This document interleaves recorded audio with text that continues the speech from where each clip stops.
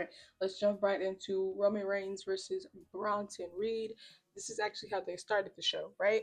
And if we all saw this, we all saw that Roman won. Despite the fact that they jumped him at the end, Roman did win. He absolutely did. He won, got his shoes back, signed them, and I love that he. Me and my boyfriend lost our minds. We lost our minds when that dude was cutting the shoelaces of the shoes. We was like, "Oh my God, sir! Do you know how expensive them shits is? You out here cutting shoelaces?" But I loved that he gave back to the crowd. That is what I loved. Like I loved that he gave back to the crowd, got his shoes back, or the shoe the follow as Paul was calling it, the shoe the follow, got his shoes back, signed these hoes, and was throwing them out to the crowd. I would have loved to have been out in the crowd. I literally said they could not do that in the States because if they would have did that in the States, that shit probably would have started so many fights in the States. In Paris, they're calm. I would assume that they're calm in Paris. But if they would have did that, like if that was WrestleMania in Las Vegas, oh, somebody would have went home with a black eye. Somebody would have went home with a black eye. Cause give me that shoe, okay?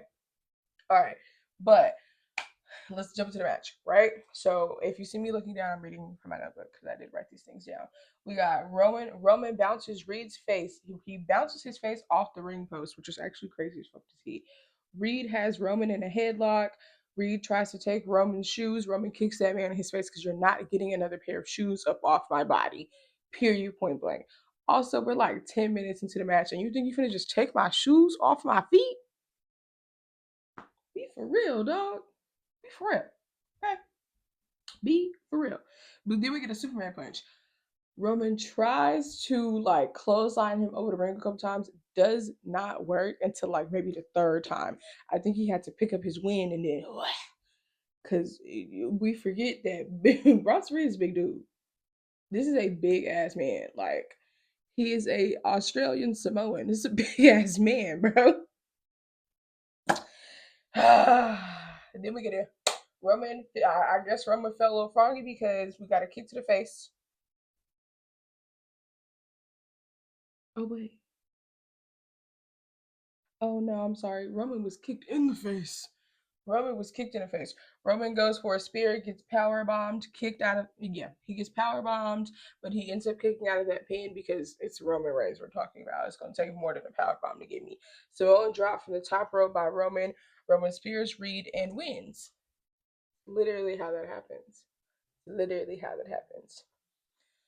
And then what happens? I swear, y'all, I swear, as Roman was standing, as he was standing and walking around the ring in all his glory of winning, I swear for Jesus Christ, I was like, Braun Breaker is about to right past him and knock him off his shit, but he did not. Not until he got on top of the ring, on top of the ring announcers, well, on top of the desk, the commentator's desk, and he got to sign his shoes. And then this man just literally runs out of nowhere like a badass toddler into him, spears him. But if anybody paid attention, Braun's right arm, Braun's right arm is going. I saw it. After he speared him, he literally sat there, held it in this very awkward position for a little bit, and then got back up. And then there is when pure destruction took place because they had Roman strapped to a fucking gurney. It blew my mind, and I was literally sitting here yelling at the TV because I'm like, he's strapped to the gurney.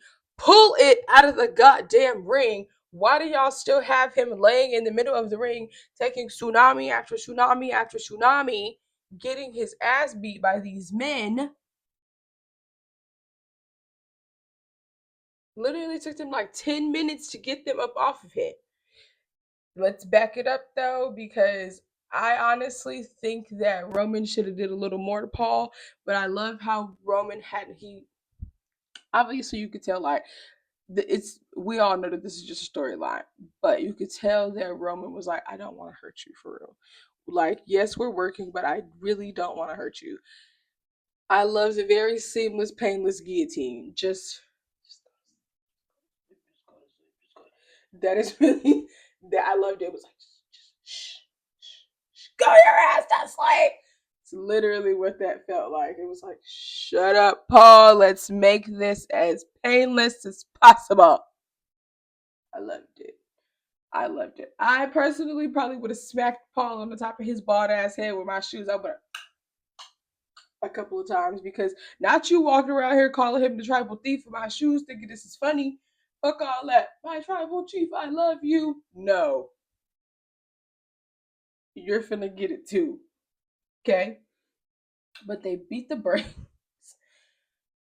They beat the brakes off Roman Reigns, and it honestly made me mad that it took it took Jey Uso like 10 minutes. It felt like 10 minutes.